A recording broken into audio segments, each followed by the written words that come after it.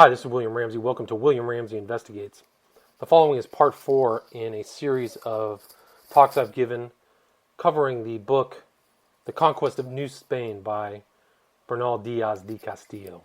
The book was written in the early 16th century by a soldier who was involved in the conquest of Spain with Hernan Cortez. And the last section, part 3, we covered the Spaniards' reception in the head city of the Aztecs. The narrative picks up with the arrival of an additional Spanish force that numbered over 1,000 men with orders to arrest Hernan Cortez. So I pick up the narrative here. Quote, "The Bishop of Burgos, who was at that time president of the Indies, bore unlimited sway in that department during the absence of the emperor in Flanders.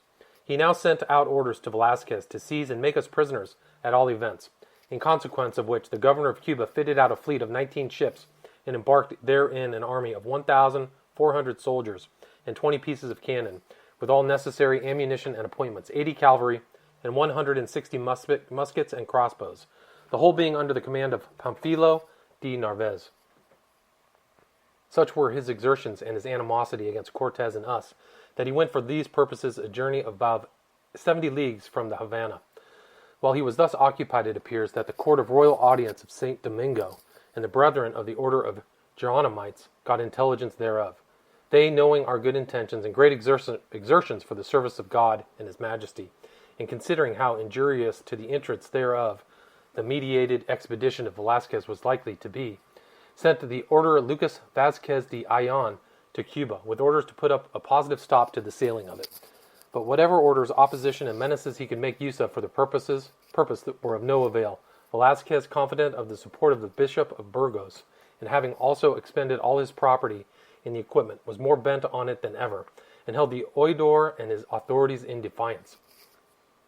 When the old oidor therefore saw that his endeavors to prevent the armament from sailing were in vain, he thought it most prudent under all the circumstances to embark with it, in order to mediate and prevent any injury to the public service, or, if necessary, by virtue of his office as oidor, to take possession of the country in the name of His Majesty the Emperor.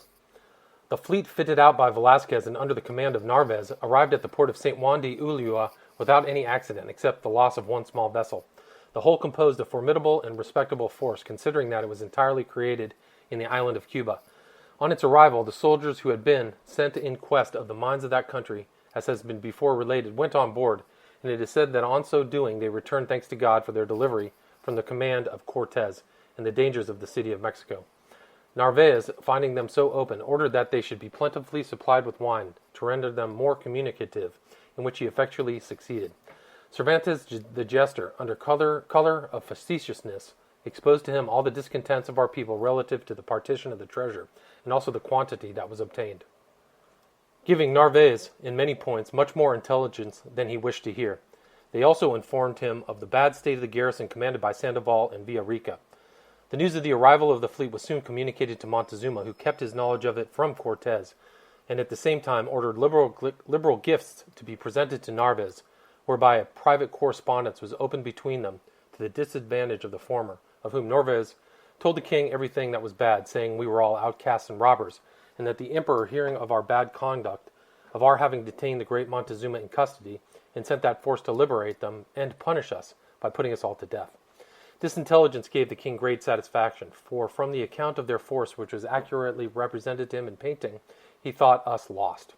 He sent more magnificent presents to Narvaez, and could not conceal the satisfaction which he felt.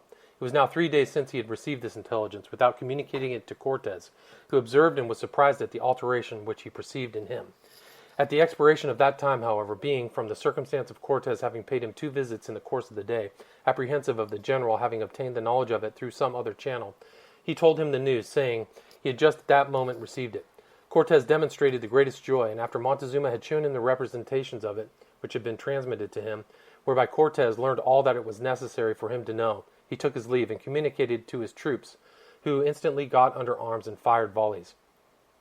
We soon perceived, however, that Cortez, when by himself, was very pensive, and shortly calling us together, he explained to us the evident destination of this armament, that it was meant against us, and he now, by gifts as well as by promises, as if what we received was his private bounty instead of our fair right, made interest with us, to continue firm and steady to him in the contest which was to take place.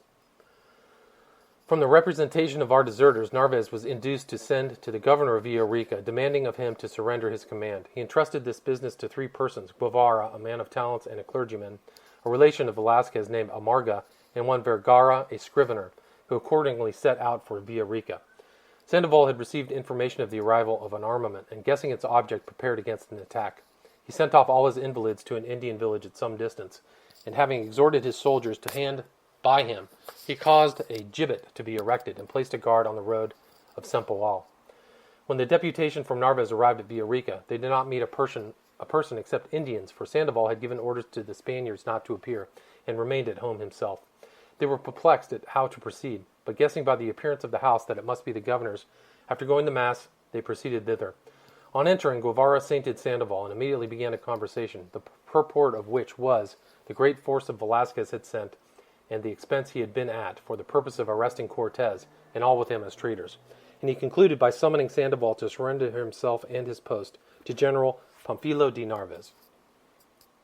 The expressions used by this churchman greatly displeased Sandoval, who told him that if it was not for the protection of his holy profession afforded him, he should be punished for his insolence, in using the word traitors to those who were more faithful subjects to his majesty than either Narvaez or Velasquez.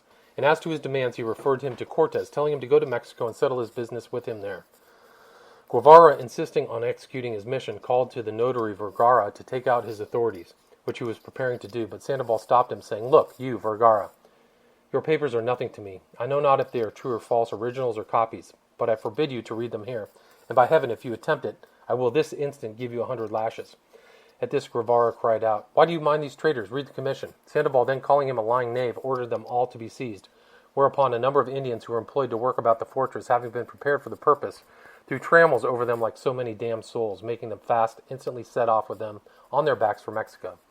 They hardly knowing if they were dead or alive, or if it was not all enchantment, when they traveled in such a manner post-haste by fresh relays of Indians which were in waiting, and saw the large and populous towns, which they paled through with a vapidity that stupefied them.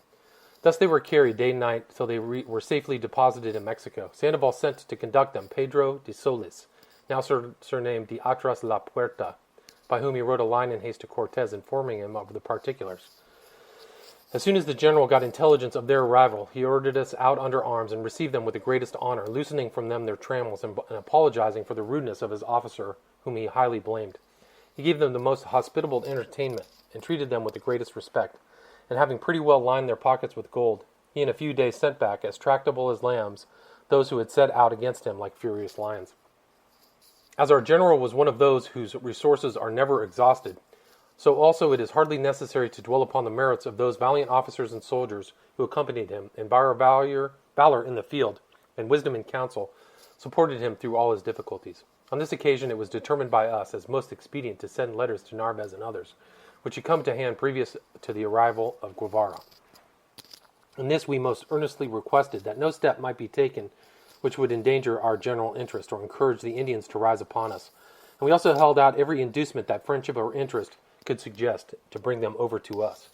At that same time, under those general offers of kindness, we did not forget secretly to treat with such as we thought likely to be wrought upon, for Guevara and Vergara had both informed Cortez that Narvaez was not well with his captains, and that gold would do wonders with them. Cortez adjured anything to liberate Montezuma, whose disposition had also greatly altered since the time that Narvaez had begun to correspond with him, adding that he was convinced that what was alleged to have been said by him never could have come from so wise a man, but was the fabrication of such wretches as Cervantes the buffoon and others, who had milled and misrepresented him. He at the same time offered an unlimited submission to whatever Narvaez would order.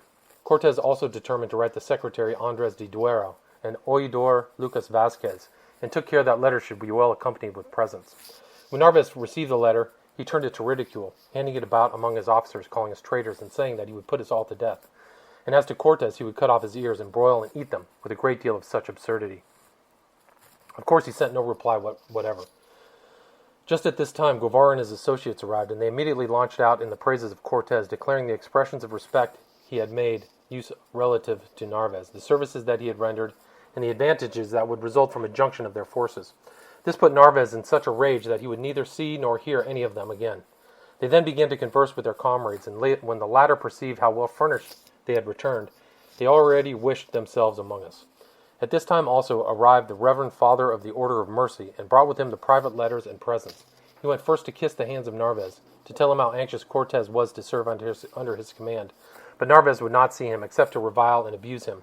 The Reverend Father therefore gave up that part of his commission, and applied himself to the distribution of the presents, with such effect that in a short time all the principal officers of the army of Narvaez were in our interests.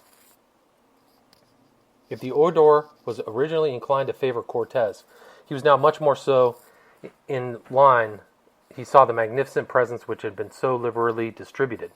This was strongly contrasted by the miserable avarice of Narvaez, who used to say in his lofty tones to his major domo, "Take heed that not a mantle is missing, as I have duly entered down every article." This penuriousness put his officers in an uproar of exclamation against him, all which he attributed to the intrigues of the Oidor Vasquez.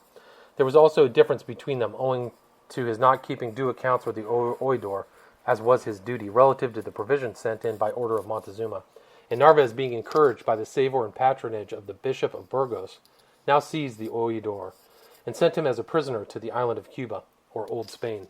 And a gentleman of the name of Oblanco, a man of consideration, remonstrating with Narvaez upon this, and saying a good deal upon the merits of Cortez and his associates, was also arrested by him and thrown into prison, which he took so much to heart that in 3 days he died.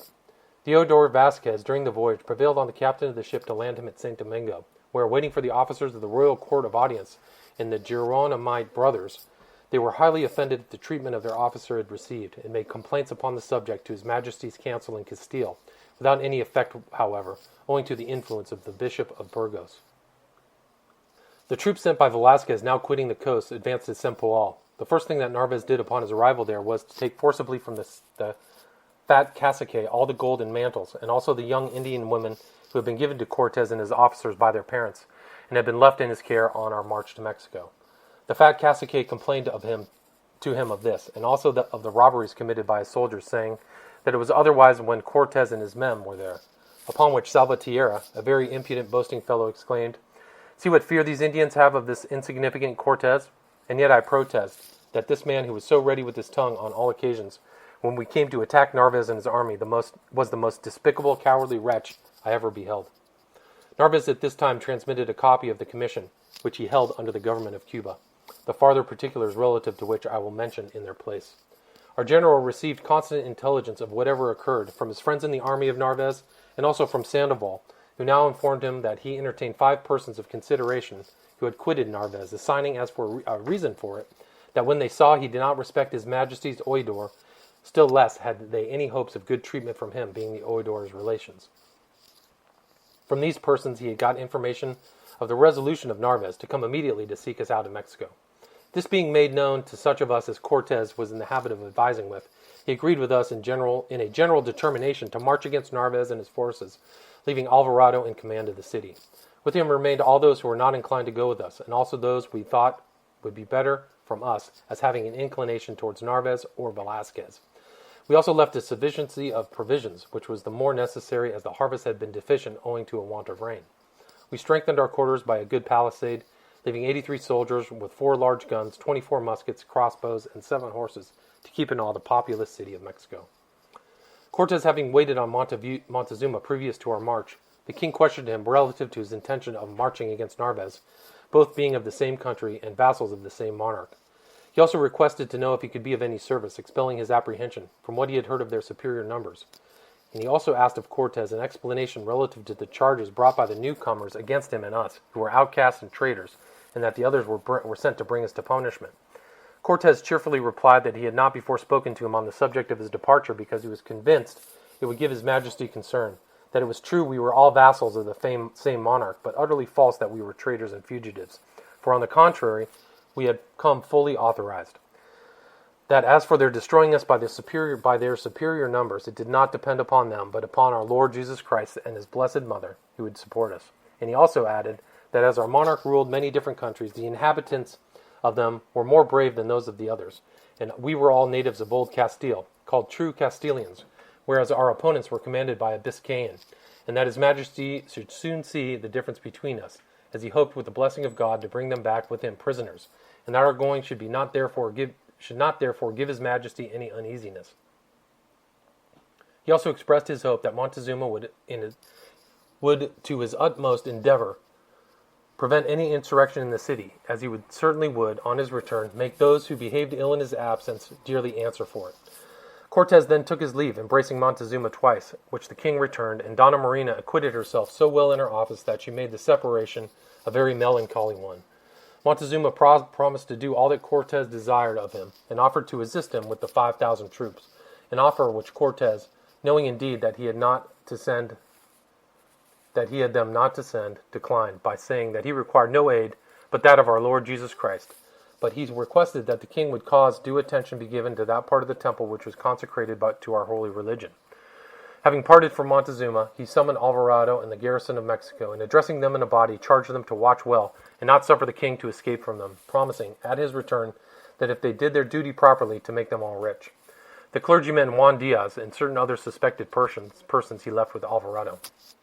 We then set out on our march by the city of Cholula, from whence we sent to the chiefs of the Tlascalans, requiring them to assist us with a force of 4,000 warriors. They replied that if it was against Indians, they were very ready to go, but if against our countrymen, they begged to be excused. They sent us, however, 20 loads of fowls.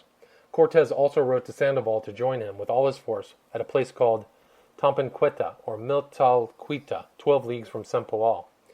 We marched without baggage, in regular order, with 2 confidential men, foot soldiers, a day's journey before us. They did not keep the direct road, but went by those where cavalry could not pass, inquiring for intelligence concerning the army of Narvaez. When we had proceeded some distance upon our march, one of our advance parties met with 4 Spaniards, who turned out to be those of Narvaez, with the proofs of his commission of captain general. On our coming to where they were, they saluted Cortes with great respect, and he immediately dismounted in order to confer with them. I'm skipping forward a little bit to discuss the encounter of Cortes with the Spaniards under Narvaez. Having thus arranged his troops and instructed his captains, he addressed us in a few words, saying he well knew that the army of Narvaez was 4 times more numerous than ours, but that they were not accustomed to arms, and many of them were ill. He therefore trusted that, attacking them thus unexpectedly, God would give the victory to us, who were his faithful servants, and that next to divine assistance we were to rely on our own courage and the strength of our arms, and now was the hour of trial, and that at worst it was preferable to die with glory. One circumstance has struck me since, which is, that he never once said or insinuated to us that such or such persons in the army of Narvaez were our friends, and in so doing he acted like a wise captain, making us rely entirely on our own exertions, and use them to the utmost, without expecting any other assistance or support. Our 3 detachments were now formed, and the captains at the head of each, they and the soldiers mutually encouraging each other.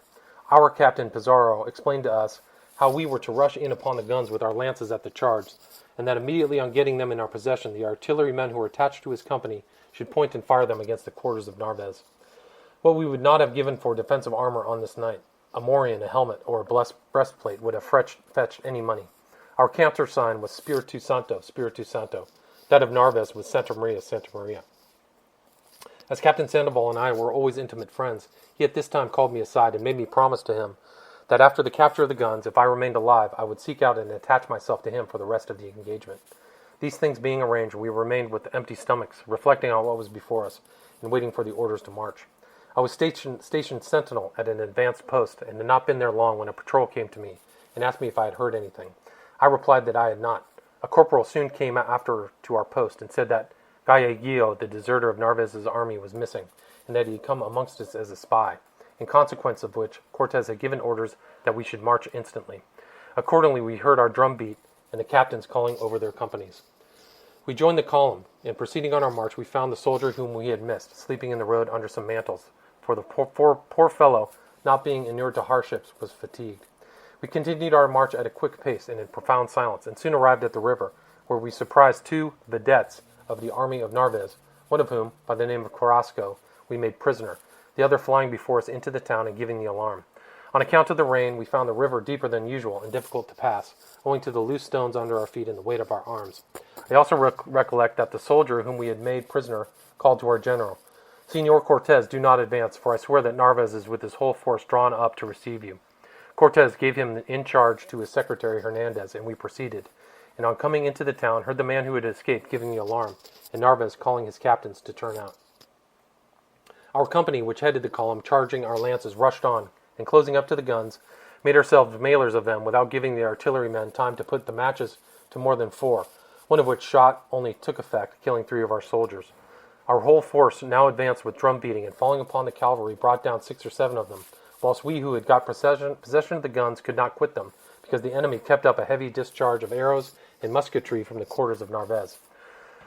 Captain de Sandoval and his company, coming forward, marched up the steps of the temple, notwithstanding that he was stoutly resisted by the enemy with missile weapons, musketry, partisans, and lances. And then, we who were in charge of the artillery, perceiving that there was no longer any danger to them, left them to our gunners, and proceeded with Captain Pizarro to support the attack of Sandoval, who had been forced down 6 or 7 of the steps. Supported by us, they again advanced, making the enemy give ground in their turn, and at just that instant, if I do not mistake, I heard the voice of Narvaez crying out, "Santa Maria, assist me, for they have killed me, struck out one of my eyes." On this, we all shouted, "Victory, victory, for the Espiritu Santo, Narvaez is dead." Still, we could not force our way into the temple until Martin Lopez, the shipwright, a very tall man, set fire to the thatch of the roof, and the fire spreading, forced those who were inside to rush out and come tumbling down the steps. Sanchez Farfan was the first who laid his hand on Narvaez. We brought him prisoner to Sandoval, together with several of his captains, and continued shouting, "Victory! Live our king and Cortez! Narvaez is dead!" During this time, Cortez and the rest of our army were engaged with those of the troops Narvaez who had yet held out in some lofty temples, which we now battered with the artillery. As soon as our shouts were understood in the cause of them, Cortez made proclamation that all who did not instantly submit and range themselves under the standards of his majesty and the command of his officer Cortez should be put to death. This, however, had no effect on those who occupied the lofty temples where Diego Velazquez and Salvatierra were posted, until Sandoval, with 1/2 of our body and the guns, proceeded against them, and entering, made those officers and the people with them prisoners. As soon as this was done, Sandoval returned to keep the guard upon Narvaez, who was doubly ironed. We had also with him, under our care, Salvatierra, Velazquez, Gamarra, Juan Yuste, Juan Bueno Vizcaino, and many other principal persons. Shortly after, Cortez came in unobserved, fatigued, and the sweat running down his face, and addressing Sandoval, without any congratulation or compliment, told him that it was impossible to describe what he had gone through. Then turning about, he cried, "What has become of Narvaez? How is Narvaez?" Sandoval answered, "He is very safe." Cortez then said, "Son Sandoval, keep good watch on him and the other captains," after which he hastened out to cause proclamation to be made that all should immediately lay down their arms or submit. All this passed during the night, showers falling frequently, and the intervals in the moon shone, but just at the moment of our attack it was extremely dark, and rained heavily, and a multitude of fireflies appearing at the same time, the soldiers of Narvaez thought they were the lighted matches of our musketry. Narvaez was very badly wounded, and his eye was beaten out. He therefore requested that his surgeon, named Maestre Juan, should be sent for. This being done, whilst he was under the operation of having his eye dressed, Cortez entered the room unnoticed, and being soon observed, Narvaez addressed to him, said, "Senor Captain Cortez, appreciate as it deserves your good fortune in having defeated and made me prisoner." Cortez replied that his thanks were due to God and his valiant officers and soldiers, but that it was the least of our achievements since our arrival in New Spain, and that for daring he thought the arrest of his Majesty's officer much exceeded it. He then quitted the place, and again warning Sandoval to keep good guard. We soon after brought Narvaez and the rest of the prisoners to another apartment, where guard was placed upon the composed of our most trusty and confidential soldiers. To this duty I was appointed, and Sandoval, before he left, called me aside and gave me a private order to permit no person whatsoever to speak to Narvaez. We knew that 40 of the cavalry were at an outpost up the river. It was therefore necessary to keep a good guard until this party was disposed of, lest they should fall upon us in order to rescue their officers. Cortez now sent them to Cristobal de Oli and de Ordaz, mounted on 2 of the horses of Narvaez, which we found tied in a small wood close to Sempawal, with unlimited offers if they would come in and submit. Our officers, guided by one of Narvaez's soldiers, arrived at the port of the cavalry, and by their promises and arguments won them over, and they all entered the town together. By this time it was dear day. Cortez, seated in an armchair, a mantle of orange color thrown over his shoulders, his arms by his side, and surrounded by his officers and soldiers, received the salutations of the cavaliers, who, as they dismounted, came up to kiss his hand. It was wonderful to see the affability and the kindness with which he spoke to and embraced them, and the compliments he made to them. Amongst the number were Augustin Bermudez, Andre de Duero, and many other friends of our general. Each, as he paid his respects, took his leave and went to the quarters assigned him. During all this time, and even before the arrival of the cavalry, the drums, fifes, and timbrels of the army of Narvaez never ceased, having struck up at daybreak in honor of Cortez, without being desired or spoken to by any one of us. One of them, a Negro and a comical fellow, danced and shouted for joy, crying, Where are the Romans who with such small numbers have ever achieved such a glorious victory? Nor was it possible to silence him or the rest until Cortez was at last obliged to order one of them to be confined. Our losses on each side of this occasion were as follows. The ensign of Narvaez named Fuertes, and Hilgaldo of Sevilla, a captain of the same army named Rojas of Old Castile, and 2 others killed and many wounded. One also of the 3 who had antecedently deserted from us was killed. 4 of our soldiers were killed, and a number wounded. The fat cacique, on our approach, had taken refuge in the quarters of Narvaez. He also received a wound. Cortez ordered him to his house and to be there protected and taken care of. Of the 2 others who deserted from us, each got his deserts, Escalona being severely wounded and Cervantes well beaten. As to the fierce Salvatierra, his soldiers declared that they never saw so pitiful a fellow, or so terrified a being when he heard our drum beat. But when we shouted for victory and cried that Narvaez was dead, he told them that he had got a pain in his stomach and could fight no more.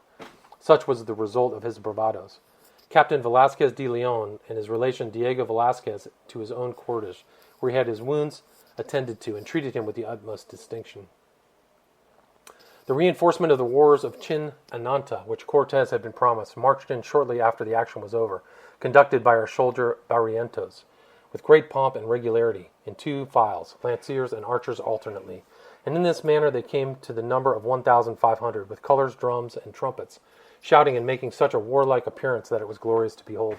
It afforded a matter of astonishment to the army of Narvaez, for they appeared to be double their real number. Our general received them with infinite courtesy and dismissed them with thanks and handsome presents. Cortez now sent Francisco de Lugo to order all the captains and pilots of the fleet to come to him at Sempoal, and in case they refused, to make them prisoners. He also gave directions that the ships should be dismantled, thereby cutting off all possibility of a communication with Cuba. Narvaez had confined one Barahona, a rich man, and afterwards an inhabitant of Guatemala. Him Cortez to be immediately released and kindly treated. I recollect when he joined us he appeared in a very weak and languid state. The captains and pilots of the fleet immediately came to pay their respects to our general. He made them take an oath that they would not separate from him, and they would obey his orders, and appointed one of them, Pedro Cavallero, his admiral of the whole fleet. Cortez warned him that if, as he expected, more vessels arrived from Cuba, he should immediately dismantle them and send the captains and pilots to the headquarters. Having thus secured his port, he turned to other matters and ordered Velasquez de Leon with 120 men upon an expedition to Panuco. 100 of them were soldiers who had come with Narvaez. The other 20 were taken from amongst ourselves. This force was also to have 2 ships with it for the purpose of extending our discoveries. He gave a command upon a similar plan to Diego de Ordaz to establish a colony at Guacahualco. Ordaz was also sent to Jamaica for horses and stock to establish an independent supply in the country, the province he went to being well adapted for breeding cattle. Cortez commanded all the prisoners to be released except Narvaez and Salvatierra, who still complained of the pain in his stomach. He also ordered all the horses and arms which had been taken from the soldiers of Narvaez to be returned to them, and thus gave our people much discontent. But since the general would have it so, we were obliged to submit, and I, for my part, was obliged to surrender a good horse which I had put in a safe place with a saddle and bridle, 2 swords, 3 poniards, and a shield. Hereupon Captain Alonso de Avila and also our Reverend Father Olmeda took an opportunity of speaking to Cortez and told him they believed he had a mind to imitate Alexander of Macedonia, who after his army had achieved any glorious action was more generous to the vanquished than to the conquerors, for that it was observed that all the gold and valuable presents, as fast as he had received them, he gave to the captains of the other army, quite appearing to forget us, which was not well done on his part, we having made him what he was. To this Cortez replied by protesting that he and all he had was entirely at our service, and he would prove it by his future conduct, but that what he did was unavoidable for our common interest, we being so few and the others so many. Avila, in answer to this, used some expressions of a rather lofty kind, upon which Cortez observed that whoever did not wish to follow him might depart, and that the women in Castile had bred good soldiers and would continue to do so. Avila answered again in a still more bold and imperious manner, as Cortez could not at that time break with him. He was forced to dissimulate, knowing him to be a brave and determined man. He therefore pacified him with presents, for he always apprehended some act of violence on his part, and for the future took care to employ him on a business of importance at a distance, as in the island of San Domingo and afterwards in Old Spain. Narvaez brought with him a Negro who was in the smallpox, an unfortunate importation for that country, for the disease spread with inconceivable rapidity, and the Indians died by the thousands. For not knowing the nature of it, they brought it to a fatal issue by throwing themselves into cold water in the heat of the disorder.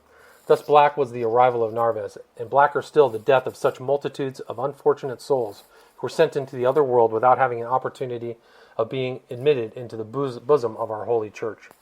At this time a claim was made on Cortez by such of our soldiers as had been in distant garrisons for their share of the gold taken in Mexico. He, as well as I recollect, referred them to a place in Tlaxcala, desiring that 2 persons might be sent thither to receive it. I will at a future period relate what happened hereupon, but I must at the present revert to other things. The wheel of fortune making sudden turns, evil follows closely upon good, as was our case at present. Our late success is being contrasted by melancholy news from Mexico. We now received intelligence by express from that city, whereby we were informed that an insurrection had broken out, and that Alvarado was besieged in his quarters, and that they had set on fire, having killed 7 of his men and wounded many, for which reason he earnestly called for succor and support. When we received this news, God knows how it afflicted us. We set out by long marches for Mexico, leaving Narvaez and Salvatierra prisoners in Villarica under the custody of Rodrigo Rangel, who also had directions to collect all the stragglers and to take care of the invalids, of whom there were many. At the moment we were ready to march, arrived 4 principal noblemen from the court of Montezuma to lodge a formal complaint against Alvarado for having assaulted them when dancing at a solemn festival in honor of their gods, which he had permitted them to hold, whereby, in their own defense, they had been forced to kill 7 of his soldiers. Cortez replied that to them in terms of not the most pleasing, saying he would soon be at Mexico to put all in proper regulation, with which the answer they returned very little indeed to the satisfaction of Montezuma, who felt the insult strongly, many of the natives being killed. In consequence of this intelligence, detachments were countermanded, and Cortez exhorted the troops of Narvaez to forget past animosities, and not to lose this opportunity of serving His Majesty and themselves, exposing to their view the riches they would acquire, so that they one and all declared their readiness to proceed to Mexico, a resolution they never would have taken if they had known the force of that city. By very long marches we arrived at Tlaxcala, where we learned that until the time that Montezuma and the Mexicans got intelligence of the defeat of Narvaez, they had never ceased making attacks upon Alvarado, but when they heard of our success they desisted, leaving the Spaniards greatly fatigued and distressed by their continual exertions and want of water and provisions. This information was conveyed by 2 Indian messengers who arrived at the moment we entered Tlaxcala. Here Cortez made an inspection of our army, which now amounted to 1,300 men, nearly 100 of whom were cavalry, and 160 were crossbowmen and musketeers. 2,000 warriors of the Tlascalans having joined us, we pursued our route by long marches to Tezcuco, where we were very ill received, and everything bore the appearance of disaffection. On St. John's Day, in the month of June, 1520, we arrived in the city of Mexico, meeting with a reception very different from our former one, for none of the nobility or chiefs or our acquaintance could be recognized, and the city seemed to be totally depopulated. When we entered our quarters, Montezuma came to embrace Cortez, and with him joy of his victory, but the general would neither hear nor speak to him, whereon the king retired very melancholy to his apartment. Cortez made inquiry into the circumstances of the commotion, which evidently was not approved or instigated by Montezuma. Indeed, if he had thought fit to against our party, they could all have been destroyed, as easily as 7 of them. By what Alvarado told Cortez, it appeared that a number of Indians, enraged at the detention of Montezuma, at the erection of the crucifix in their temple, and by the order of their gods, as they said, had gone thither to pull it down, but to their infinite astonishment found all their strength utterly unable to move it. This being represented to Montezuma, he desired no attempt of the kind should be made again. Alvarado added for his own exculpation that the attack was made upon him by the friends and subjects of Montezuma in order to liberate their monarch. At the time they believed Narvaez had destroyed Cortez and his army. Cortez now asked Alvarado for what reason he fell upon the Mexicans, while they were dancing and holding a festival in honor of their gods. To this Alvarado replied that it was an order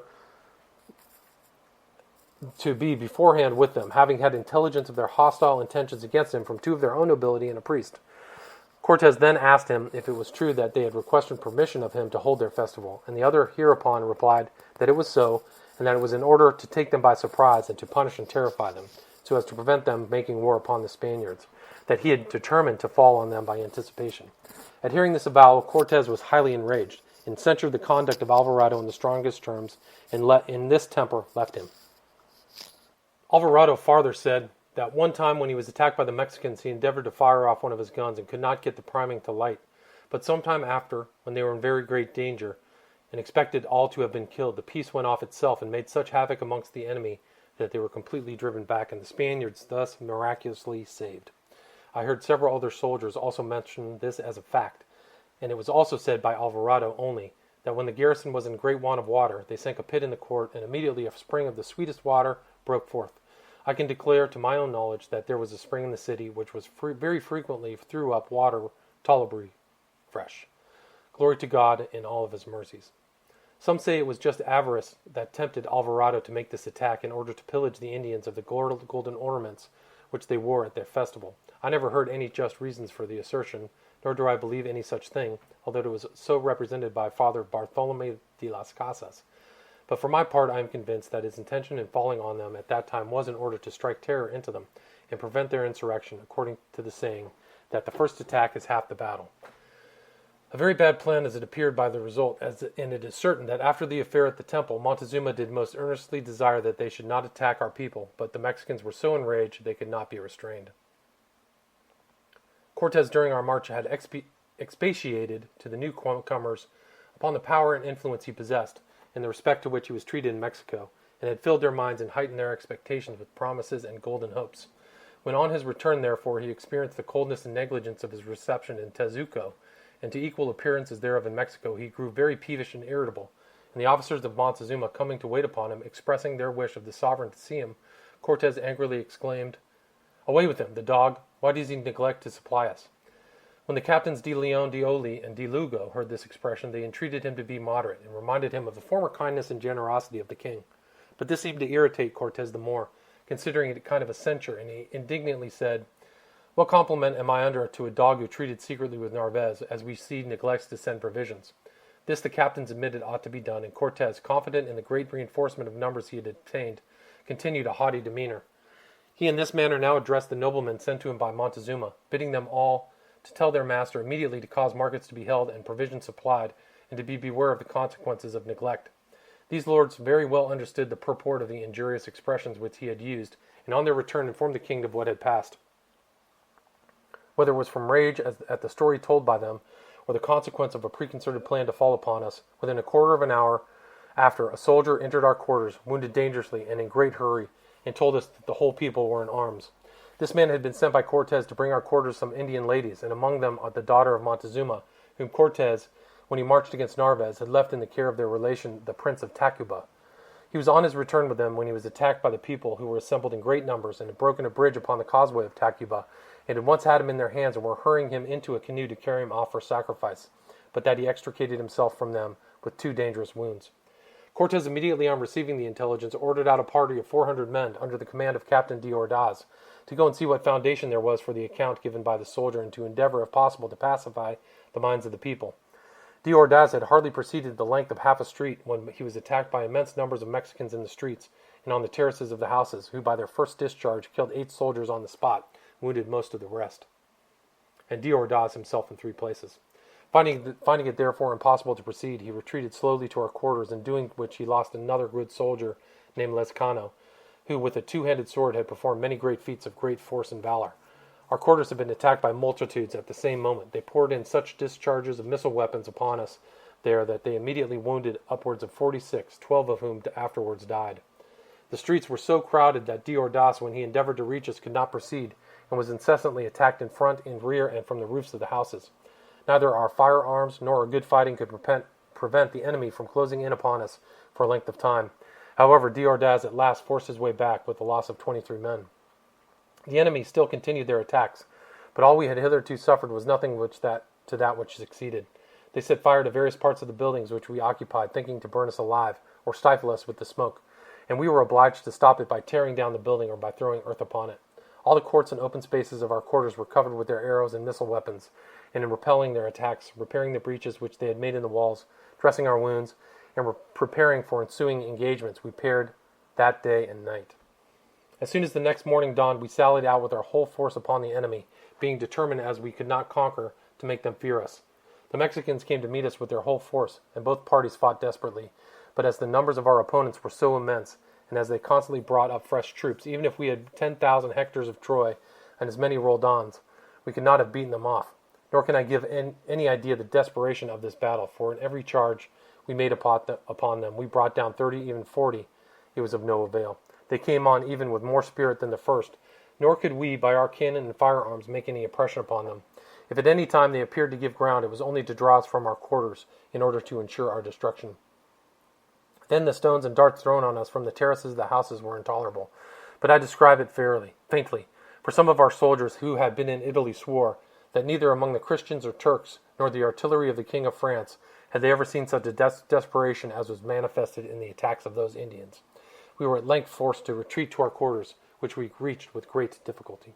On this day we lost 10 or 12 soldiers. All of us who came back were severely wounded. From the period of our return we were occupied in making preparation for a general sally on the next day, but one with 4 military machines constructed of a very strong timber in the form of towers, and each capable of containing 25 men under cover, with portholes for their artillery and for the musketeers and crossbowmen.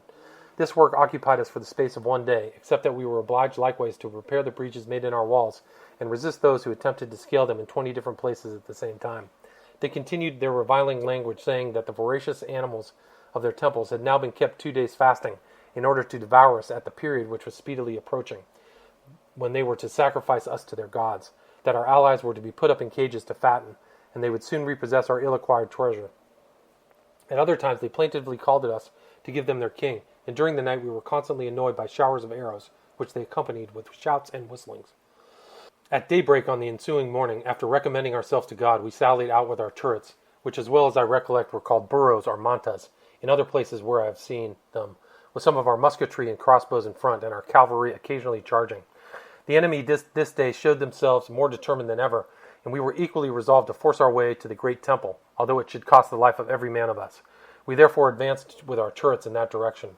I will not detail the desperate battle which we had with the enemy in a very strong house, or how their arrows wounded our horses, notwithstanding their armor, and if at any time the horsemen attempted to pursue the Mexicans, the latter threw themselves into the canals, and others sallied out upon our people and massacred them with large lances.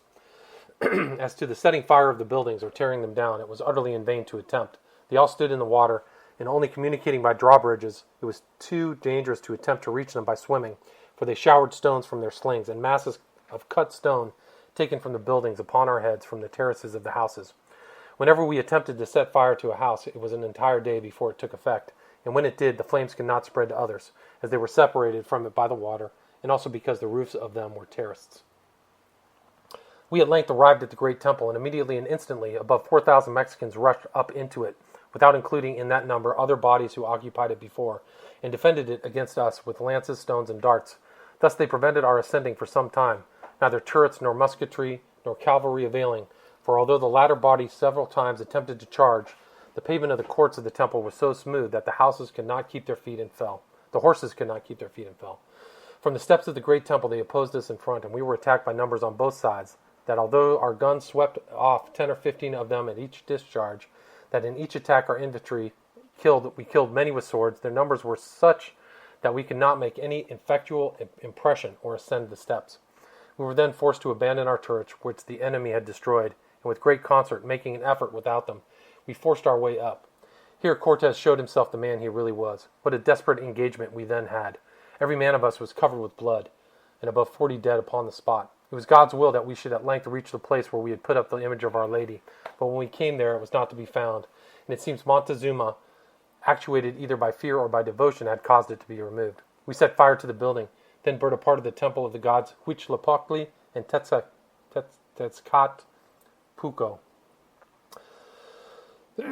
Here our Tlascalan allies served us essentially. While thus engaged, some setting the temple on fire, others fighting, above 3,000 Mexican nobles, with their priests about us, attacking us, drove us down 6 or 7 of the steps, while others were in the corridors, or within inside the railings and concavities of the great temple, shot such clouds of arrows at us that we could not maintain our ground, when thus attacked from every part. We therefore began our retreat, every man of us being wounded, and 46 less dead upon the spot.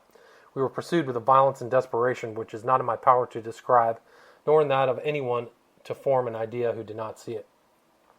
During all this time, also, other bodies of the Mexicans had been continually attacked our quarters and endeavoring to set fire to them. In this battle we made prisoners 2 of the principal priests. I have often seen this engagement represented in the paintings of the natives, both of Mexico and Tlaxcala, and our ascent into the great temple. In these our party is represented with many dead and all wounded, setting fire to the temple when so many warriors were defending it in the corridors, railings, and concavities, and other bodies of them on the plain ground, and filling the courts and on the sides, and our turrets demolished, is considered by them a most heroic action. With great difficulty we reached our quarters, when we found the enemy almost in possession of, as they had beaten down a part of the walls, but they desisted in a great measure from their attacks on our arrival, still throwing in upon us showers of arrows, darts, and stones. The night was employed by us in repairing the breaches, and dressing our wounds, burying our dead, and consulting upon future measures. No gleam of hope could now rationally be formed by us, and we were utterly sunk in despair. Those who had come with Narvaez showered maledictions upon Cortez, nor did they forget Velasquez, by whom they had been induced to quit their comfortable and peaceable habitations in the island of Cuba. It was determined to try, if we could, not procure from the enemy a cessation of hostilities on condition for our quitting the city. But at daybreak they assembled round our quarters and attacked them with greater fury than ever, nor could our firearms repel them, although they did considerable execution. Cortez, perceiving how desperate our situation was, determined that Montezuma should address his subjects from a terrace, and desire them to desist from their attacks, with an offer from us to evacuate Mexico. He accordingly sent the king to desire him to do so. When this was made known to Montezuma, he burst out into violent expressions of grief, saying, "What does he want of me now? I neither desire to hear him, nor to live any longer, since my unhappy fate has reduced me to this situation on his account. He therefore dismissed those sent to him with a refusal, adding, as it is said, that he wished not to be troubled any more with the false words and promises of Cortez. Upon this, the Reverend Father Fray Bartolome and Cristobal de Oli went to him and addressed him with the most affectionate and persuasive language, to induce him to appear, to which he replied that he did not believe that his doing so would be of any avail, and that the people had already elected another sovereign and were determined never to permit one of us to quit the city alive. The enemy continued in their attacks, and Montezuma was at length persuaded. He accordingly came and stood at the railing of a terraced roof, attended by many of our soldiers, and addressed the people below him, requesting, in very affectionate language, a cessation of hostilities, in order that we might quit the city. The chiefs and nobility, as soon as they perceived him coming forward, called on their troops to desist and be silent, and 4 of them approached so as to be heard and spoken to by Montezuma. Then they addressed him, lamenting the misfortunes of him, his children and family, and also told him that they had railed Codlavaca, Prince of Itzapalapa, to the throne, adding that the war was drawing to a conclusion, and that they had promised their gods never to desist, but with the total destruction of the Spaniards, that they every day offered up prayers for his personal safety, and as soon as they had rescued him out of their hands, they would venerate him as before, and trusted that he would pardon them. As they concluded their address, a shower of arrows and stones fell about the spot where Montezuma stood, from which the Spaniards, interposing their bucklers, protected the king. But expecting that while speaking to his people they would not make another attack, they unguarded him for an instant, and then just then 3 stones and an arrow struck him in the head, arm, and leg. The king was thus wounded, refused all assistance, and we were unexpectedly informed of his death. Cortez and our captains wept for him, and he was lamented by them and all the soldiers who had known him, as if he had been their father. Nor is it to be wondered at, considering how good he was. It was said that he had reigned 17 years, and that he was the best king Mexico had ever governed by. It was also said that he had fought and conquered in 3 occasions, and that he had been defied to the field, in the progress of subjugating different states of his dominion. Orders were now given to make a portable bridge of very strong timber, to be thrown over the canals where the enemy had broken down the bridges, and for conveying, guarding, and placing this were assigned 150 of our soldiers and 400 of the allies. By the time all this was arranged, night drew on. Cortez then ordered all the gold which was in his apartment to be brought to the great saloon, which being done, he desired the officers of his majesty in their charge, assigning to them for the conveyance of it 8 lame and wounded horses and upwards of 80 Tlascalans. Upon these were loaded as much as they could carry of the gold, which had been run into large bars, and much more remained heaped upon the saloon.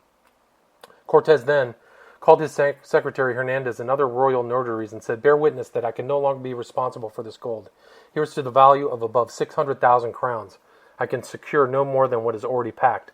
Let every soldier take what he will. Better so than it should remain for those dogs, the Mexicans." As soon as he had said this, many soldiers, those of Narvaez, and also some of ours, fell to work and loaded themselves with treasure. I never was avaricious, and now thought more of saving my life, which was much in danger. However, when the opportunity thus offered, I did not omit seizing out of a casket 4 calchihuis, those precious stones so highly esteemed among the Indians. Although Cortez ordered the casket and its contents to be taken care of by his major domo, I luckily secured these jewels in time, and afterwards found them of infinite advantage as a resource against famine. A little before midnight, the detachment which took charge of the portable bridge let out upon its march, and arriving at the first canal or aperture of water, it was thrown across. The night was dark and misty, and it began to rain. The bridge being fixed, the baggage, artillery, and some of the cavalry passed over it, as also the Tlascalans with the gold. Sandoval and those with him passed, also Cortez and his party after the first, and many of our soldiers. At this moment the trumpets and shouts of the enemy were heard, and an alarm was given by them, crying out, Taltuluco, Taltuluco, out with your canoes. The Tules are going, attack them at the bridges. In an instant the enemy were upon us by land, and the lake and the canals were covered with canoes. They immediately flew to the bridges and fell on us there, so that they entirely intercepted our line of march. As misfortunes do not come single, it also rained so heavily that some of the horses were terrified, and growing restive fell in the water, and the bridge was broken at the same time. The enemy attacked us here now with redoubled fury, and our soldiers making a stout refinance. The aperture of water was soon filled with the dead and dying men and horses, and those struggling to escape, all heaped together, with artillery packs and bales of baggage and those who carried them. Many were drowned here, and many put into canoes and carried off for sacrifice. It was dreadful to hear the cries of the unfortunate sufferers, calling for assistance and invoking the Holy Virgin or Saint Iago, while others who escaped by swimming or by clambering upon the chests, bales of baggage, and dead bodies earnestly begged for help to get up the causeway. Many who, on reaching the ground, thought themselves safe, were seized or knocked in the head with clubs. Anyway went whatever regularity had been in the march at first, for Cortez and the captains and soldiers who were mounted clapped spurs to their horses and galloped off along the causeway. Our wounds, having taken cold and being only bound with rags, were now in a miserable situation and very painful. We also had to deplore the loss of many valiant companions. As for those of Narvaez, most of them perished in the water, loaded with gold. Numbers of Tlascalans also lost their lives in the same manner. Poor Botello, too, the astrologer, his stars bore an evil aspect, for he was killed with the rest. The sons of Montezuma, Cacamanza, and all the other prisoners, amongst whom were some princes, lost their lives on this fatal night. All our artillery was lost. We had very few crossbows, only 23 horses, and our future prospect was very melancholy from our uncertainty as to the reception we might meet in Tlascala, which was our only resource. Oh, what it was to see this tremendous battle, how we were closed foot to foot, and with what fury the dogs fought us. Such wounding as there was amongst us, with their lances and clubs and two-handed swords, while our cavalry, favored by the plain ground, rode through them at will, galloping at half speed, and bearing down their opponents with couched lances, all fighting manfully, although they and their horses were all wounded, and we of the infantry, negligent of our former hurts, and those of which we now received, closed with the enemy, redoubling our efforts to bear them down with our swords. I have the other battles fought by us antecedently to the final conquest. I must now recall to the reader's recollection that our entry into Mexico to relieve Alvarado was on the day of St. John in the month of June, 1520. We entered that city with upwards of 1,300 soldiers, cavalry included, which latter body was 97 in number, and our infantry 80 were crossbowmen and as many musketeers. We had also with us a great train of artillery and 2,000 Tlascalan allies. Our flight from Mexico was on the 10th of July following, and the battle of Tumba was fought on the 14th day of that month. I will now give an account of all of our countrymen who lost their lives in Mexico at the causeway, in battle, and on the road. In 5 days were killed and sacrificed upwards of 870 soldiers, including 72 of those of Narvaez, who put to death together with 5 Castilian women in the place called Testapeque. 1,200 and upwards of our allies of Tlascala were also killed.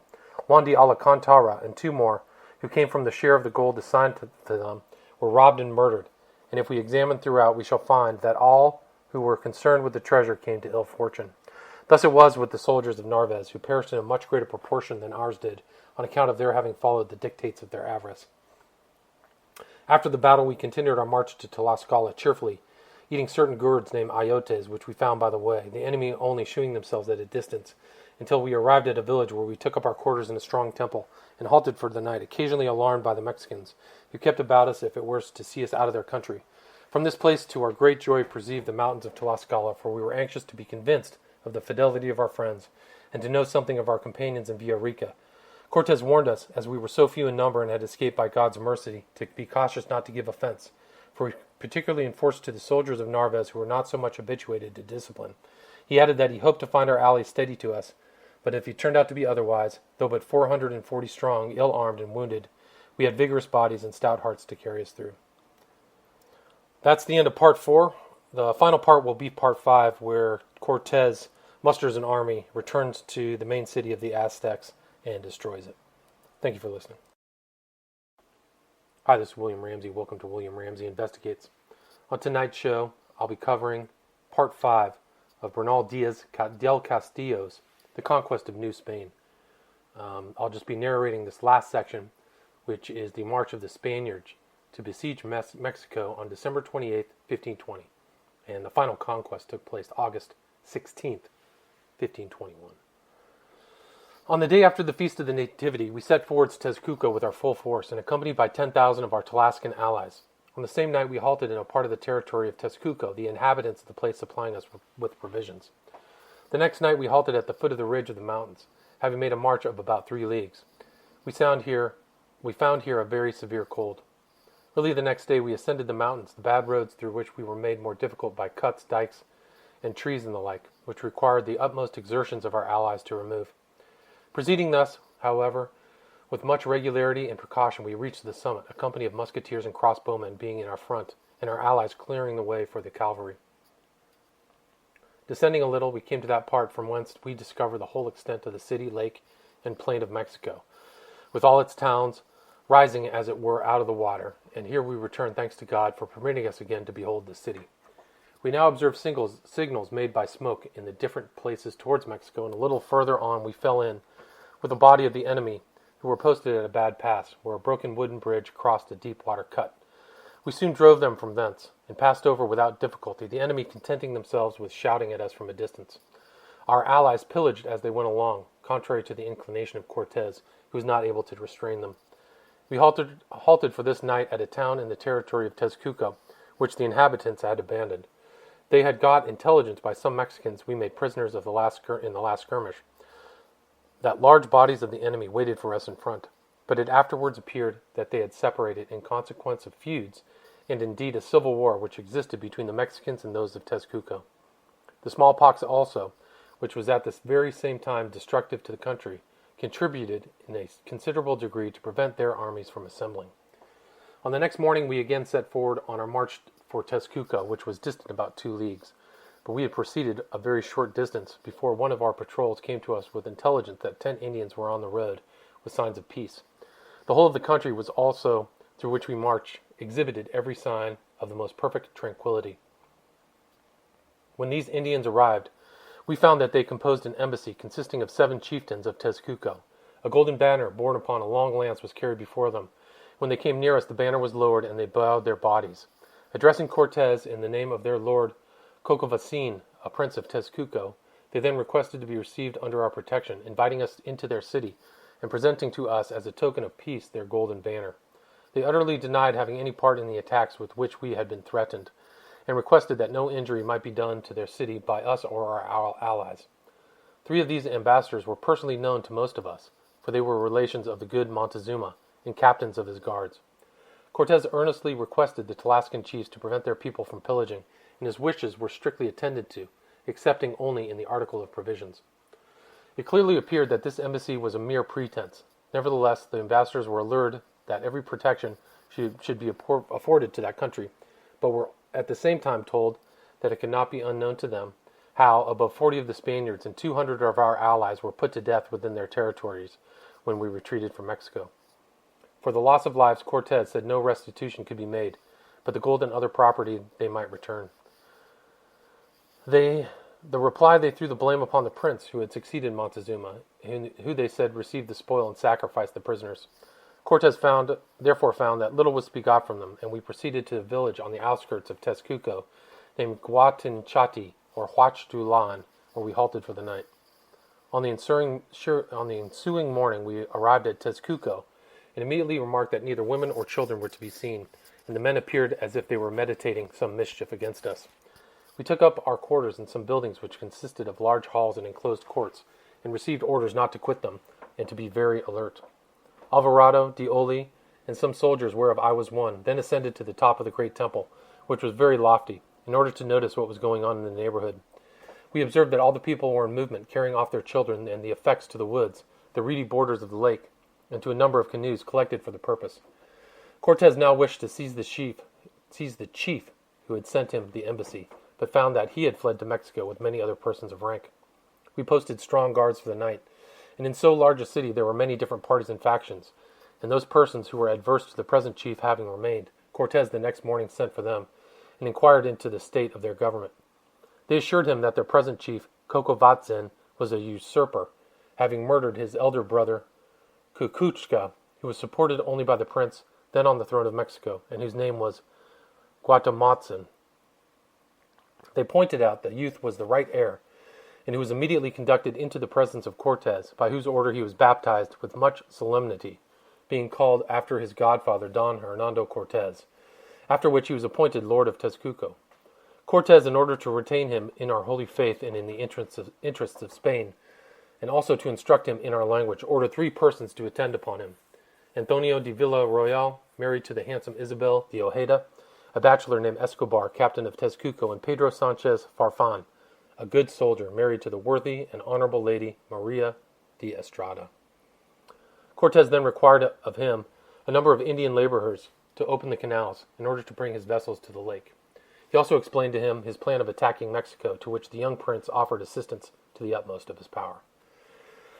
Our captains at this time assigned to their different posts in case of a sudden attack upon our quarters, the reigning prince of Mexico frequently sending out his troops upon the lake in expectation of taking us unprepared. Some neighboring people, whose district is called Guatinchan, and who had been guilty of offenses in the murders of our countrymen, now petitioned for and obtained pardon. The work upon the canals went on most rapidly, as we never had less than from 7,000 to 8,000 Indians employed. Codlavaca, laid upon the throne of Mexico, was lord of Itzapalapa, the people whereof were bitter enemies to us, and are declared allies of Chalco, Tamalanco, Meca, and Chimaloacan. As we had been 12 days in Tezcuco, so large a force caused some scarcity of provisions. Idleness had also made our allies grow impatient, and for those reasons it became necessary to take the field. Cortes therefore proceeded toward Itzapalapa at the head of 13 cavalry, 220 infantry, and a whole body of our Indian confederates. The inhabitants had received a reinforcement of 8,000 Mexicans. As we approached, they fell back into the town. But this was all a concerted plan. They then fled into their canoes with the reeds by the side of the lake, and also to those houses which were in the water, where they remained quietly, leaving us in possession of that part of the town which is on the firm land. As it was now night, we posted our guards, and were reposing contentedly in our quarters, when all of a sudden there came on us such a body of water by the streets and into the houses, that if our friends from Tezcuco had not called us to that moment, we should have all been drowned, for the enemy had cut the banks of the canals, and also a causeway, whereby the place was laid under water, as it were, instantaneously. As it happened, 2 of our allies only lost their lives, but all our powder was destroyed, and we were glad to escape with a good wetting. We passed the night badly enough, being supperless and very cold. But what provoked us most was the laughter and mockings of the Indians upon the lake. Worse than this, however, happened to us, for large bodies from the garrison of Mexico, who knew of the plan, crossed the water and fell on us at daybreak with such violence that it was with difficulty we could sustain their attacks. They killed 2 soldiers and 1 of our horses, and wounded a great many. Our allies also suffered a considerable loss on this occasion.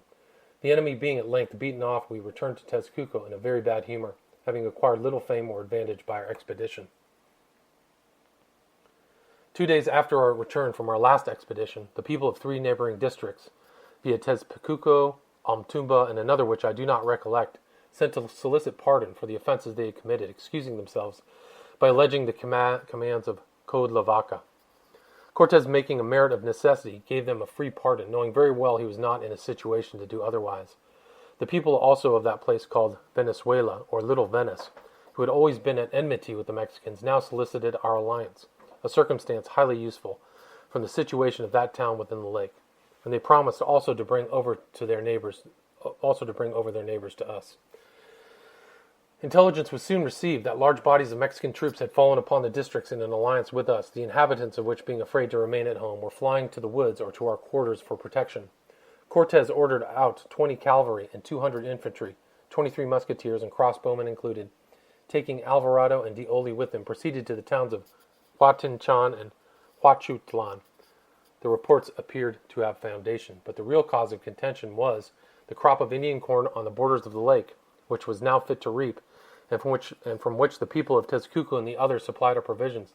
But the Mexicans also laid claim to it, and it appeared that the produce of those fields went to the priests of Mexico. Cortes told them to inform him that they thought it necessary to cut the corn, and accordingly at that time a body of 100 or upwards of our soldiers, attended by the allies, went out to cover the reapers. I was twice on that duty, and once had a skirmish. The Mexicans crossed over in upwards of 1,000 canoes and attacked us in the maize fields, but we and our allies drove them back to their boats with the loss of 1 soldier of ours killed and many wounded. They fought like men, and left behind them 20 dead, and we took 5 prisoners. At this time, other neighboring districts solicited our alliance. We here received intelligence that the Mexican forces and their allies of that neighborhood were ready and in the field. Cortes therefore warned us to be alert, and early the next morning after Mass we proceeded on our march, our route being between 2 ridges of rocks, the summits of which were fortified and garrisoned. The enemy endeavored by outcries and reproaches to draw us to an attack. But we pursued our march by a large town named Guatzapeque, which we found abandoned, and passing through we arrived at a plain where were some very scanty fountains of water, and hard by was a great rock with a fortress on the summit.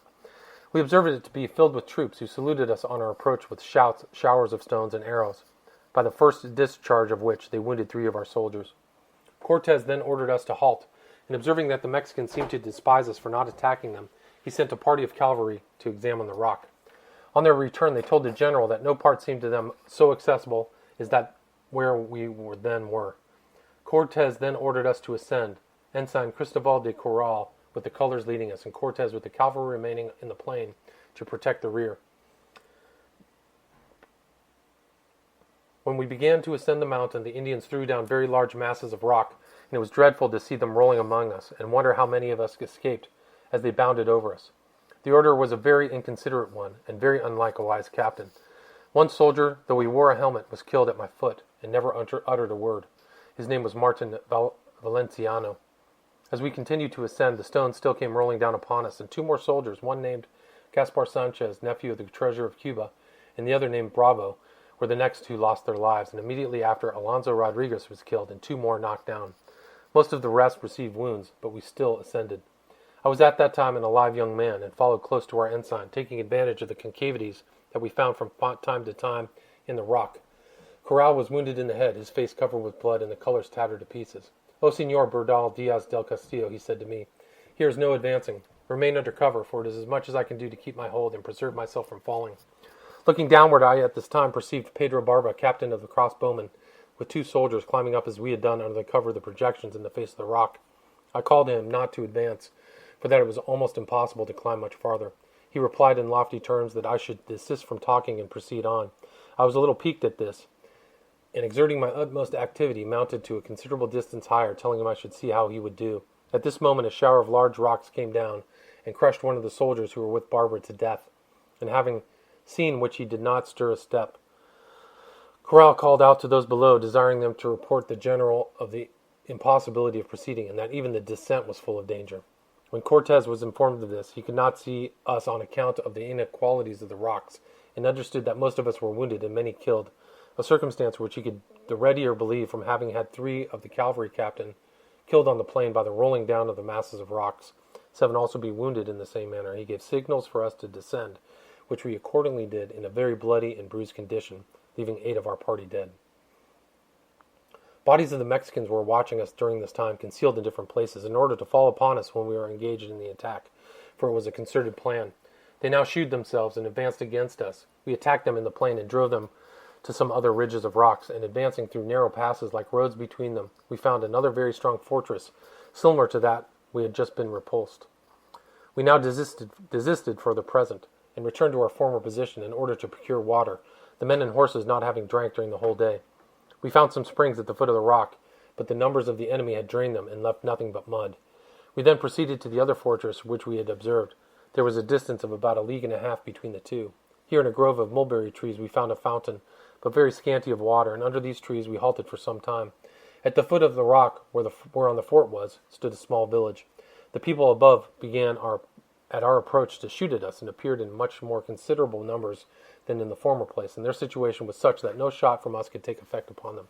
For some distance from the level ground there was an appearance of pass up the rock, but it altogether presented extreme difficulties. On the ensuing day we attacked our principal body, climbing the rock very slowly but with great fatigue, nor could we have ever ascended to the works, for they were wounding and destroying us by rolling down mates of rock on our head. But that, fortunately for us, was within shot of the post of another rock which commanded it, and to this all our firearms and crossbowmen were detached. And although they were rather too far off to have much effect, yet having killed several of the enemy over their ramparts, it threw them off their defense, and they offered to summit. Cortes called for 5 of their chiefs to descend, and reprehending them for having been the aggressors, he told them that he would pardon them on condition they induced those who were in the other fortress to give themselves up, which they undertook to do. Cortes then ordered the 2 captains, Juan Jaramillo and Pedro de Urcio, and the ensign Corral to ascend to the fort which had been surrendered, bidding me accompany them, and he at the same time warned us not to touch a single grain of mane. This expression I considered as implying that we should do ourselves what good we had in our power. We found it to consist of an extensive plain on the summit of a perpendicular rock. The entrance was by an aperture not much larger than twice the side of the mouth of the oven. It was completely filled with men, women, and children, but they had not a single drop of water, and about 20 of their warriors were killed and many wounded. Their property was all packed up in bales, and here also was a considerable tribute collected in order to be sent to Mexico. I had brought 4 of my Indian servants with me, and began to load them, and also 4 of the natives, upon which Captain de Urcio came and told me to lay down the packs immediately, and he would report me to the general, asking if I had not heard his orders not to touch a grain of maize. I replied that I had heard the orders of the maize should not be taken, and that was the reason why I took the packages, and he would not suffer any of it to go, and on our return reported me to Cortes, expecting I should receive blame. But Cortes was not so disposed, saying on the contrary that he was sorry I had not got the spoil, and that the dogs should keep their property and laugh at us, and after all the mischief which they had done. De Urcio on this wished to return thither, but Cortes told him that the time did not then admit of it. By this the chiefs had arrived from the first fortress, the garrison of which agreed to submit, and we returned, being compelled by want of water, to the town of Guatepeque, where was the noble garden I had before mentioned. In this garden our whole force lodged for the night. I certainly never had seen one of such magnificence, and Cortes and the treasurer Alderete, after they had walked through and examined it, declared that it was admirable and equal to any they had ever seen in Castile. Cortes at this time determined to lay an ambuscade, and accordingly set out with 10 of the cavalry and 4 servants. He soon fell in with a party of Mexicans who had fled before him, and imprudently pressing them too far, a large body of their warriors started out upon him, and in their first attack wounded all the horses, and getting 2 of the attendants of Cortes in their hands, carried them to Mexico to be sacrificed, the rest having the most narrow escape. Our main body reached the headquarters at Tacuba with the baggage in safety. Not hearing anything of Cortes or his party of cavalry, we suspected some misfortune. Alvarado, Dioli, Tapia, and I, and some more, therefore, went in search of him, towards that part whither we saw them go, and we soon met 2 of his servants, who informed us of what had happened. In a short time Cortes came upon us. He was very sad and weeping. When we arrived at our quarters in Tacuba, it rained heavily, and we remained under it for 2 hours in some large enclosed courts. The general, with his captains, the treasurer, our reverend father, and many others of us, mounted to the top of the temple which commanded all the lake, and afforded a most surprising and pleasing spectacle, from the multitude of cities rising as it were out of the water, and the innumerable quantity of boats employed in fishing, or rapidly passing to and fro. All of us agreed in giving glory to God for making us the instruments of rendering such services. The reverend father also consoled Cortes, who was very sad on account of his late loss. When we contemplated the scenes of what had happened to us in Mexico, and which we could well trace from where we stood, it made Cortes much more sad than before. It was on this that the romance was written, which begins, "In Tacuba it was Cortes, with many a gallant chief. He thought upon his losses, and bowed his head with grief." One of our soldiers, the bachelor Alonso Perez, who was afterwards fiscal near Mexico, in order to console him, observed that those things were the common fortune of war, and they should not at present compare him to Nero viewing Rome on fire. Cortes answered that he was only sad from the reflection of the dangers and fatigues that we should have to go through, but that he would shortly put his hand to the business. Our captains and soldiers now consulted whether it would not be eligible to take a view of the causeway, but it was thought not prudent, and we continued our march by Escapulzaco, which was abandoned, to Tenayuca, where, in the great temple, they worshipped 3 serpents. From this place, which was also abandoned, we proceeded to Guatitlan, and during the whole day's march it never ceased raining, whereby, together with the weight of our arms, we came in dreadfully fatigued. The enemy gave us some alarms in the night, during which it rained heavily, no watch being kept by us on account of the severity of the weather, as I can testify, my post not having been visited either by Rounds or Corporal. Marching through 4 or 5 towns which were abandoned, by a road deep in mud, we arrived in 2 days more at Aculman in the district of Tezcuco, where we found that a reinforcement to our army had newly arrived from Castile. On the next day we proceeded to Tezcuco, and arrived fatigued, worn out, and diminished in numbers. A conspiracy against the life of Cortez was at this time formed by an adherent to the governor of Cuba, one Antonio de Villafana, native of Zamora or of Toro, and some of the other soldiers of Narvaez, whose names I will not mention. The assassination was to have been executed in the following manner. A vessel having lately arrived from Castile, a letter was to be brought to the general, as from his father, and as if it had come by that opportunity, which letter was to be delivered as he sat at table with his officers and soldiers. And when he had opened, and when was in their act of reading it, the conspirators were to fall on and assassinate him with their poignards, together with all of us who were in his company. When everything was arranged, the conspirators communicated their intentions to two principal persons, whom I will not name, but who had been on the expedition with us, one of whom, on the death of Cortez, they meant to have appointed Captain General. The offices of Alguazil Mayor, Ensign, Alcaldes, Regidor, Contador, Treasurer, Vidor, and others of this kind were to have been filled up from among the soldiers of Narvaez, and they had divided amongst them our properties and horses. The business was discovered 2 days after our arrival in Tezcuco by God's mercy, who did not choose that New Spain should have been so lost. For if we had been put to death, all of would have fallen into confusion and faction. It seems a faithful soldier made the discovery to Cortez, who immediately took proper steps to prevent the mischief from spreading, for he understood it to be conducted by persons of quality. As soon as it was made clear to him, he gave large rewards for the information. He then communicated to all our captains, namely Alvarado, de Lugo, de Oli, Sandoval, and Tapia, and also to me, and the two alcaldes of that year, Luis Martin and Pedro de Urcio, in short, to all of his party. As soon as we knew of it, we prepared ourselves and attended Cortez to the quarters of Villafana, where we found him and many others of the conspirators. The 4 alguazils seized Villafana. The others attempted to escape by flight, but Cortez ordered them to be detained, and some of them he committed to prison. Cortez then took from the bosom of Villafana a paper with the signatures of those who were concerned with him, in consideration for whom, however, he caused the report to be circulated, that it had been swallowed by Villafana without having seen it. He was immediately put upon his trial. By voluntary made a confession, according to which, to the testimony of many witnesses, he was condemned by his judges, the 2 alcaldes, conjointly with Cortez and Dioli, who sat by virtue in his office. Shortly after his condemnation, having confessed himself to the Reverend Father Juan Diaz, he was hanged from a window of the apartment.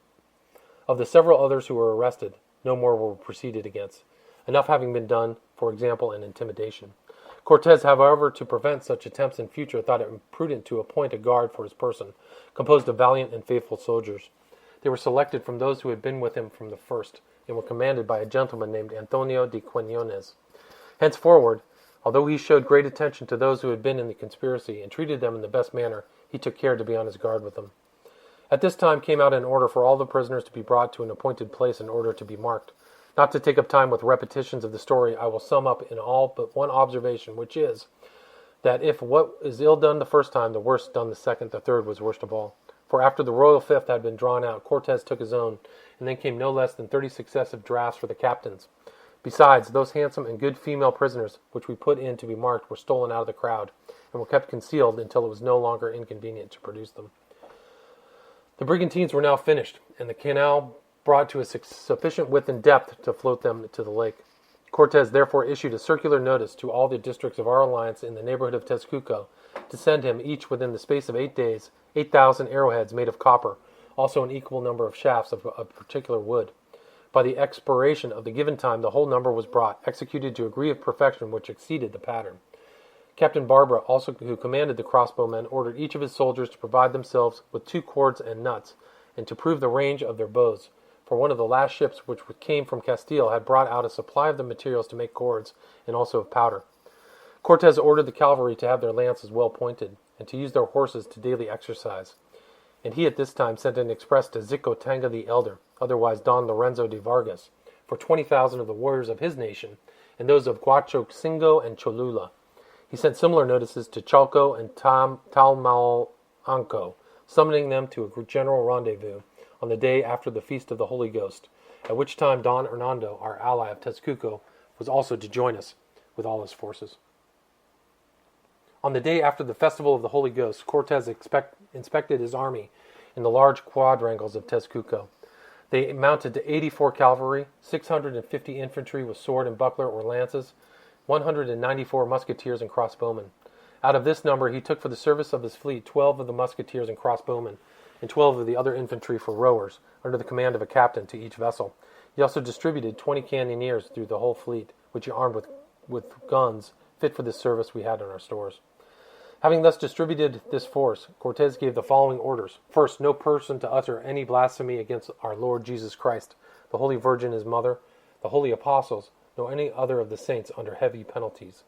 Second, no soldier to ill-treat our allies in their persons or properties. Third, no soldier to absent himself from his quarters on any pretense. Fourth, every soldier to be fully provided with arms offensive and defensive. Fifth, no soldier to stake his horse or arms at gaming.